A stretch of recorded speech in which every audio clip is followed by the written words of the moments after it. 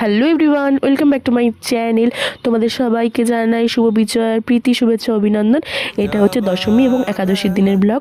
দশমীর দিনই দেখো একটি ঠাকুর চলে যাচ্ছে আমাদের বাড়ির পাশ দিয়ে, সত্যি মন খারাপ হয়ে উঠছে। তারপরে দেখো রাত্রেবেলা আমি আর মা মিলে চলে এসেছি ঠাকুর দেখতে। আমাদের একটা ঠাকুরই দেখা বাকি ছিল। আর এটা হচ্ছে একাদশীর দিনের ব্লগ। আমাদের পাড়ায় ঠাকুর বরণ করতে মা চলে যাচ্ছে আর মায়ের সাথে আমিও যাচ্ছি।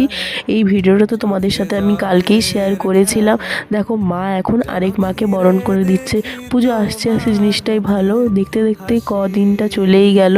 তো আবারও একটা বছর অপেক্ষা করতে হবে। এখন মা দুর্গা মাকে বরণ করার পর সমস্ত ঠাকুরদেরকে বরণ করে নিচ্ছে। তারপরে পাড়ার কাকিমা জেঠিমাদের সাথে মা একটু সিঁদুর খেলে নিল আর আমাকেও সবাই একটু সিঁদুর লাগিয়ে দিল গালে।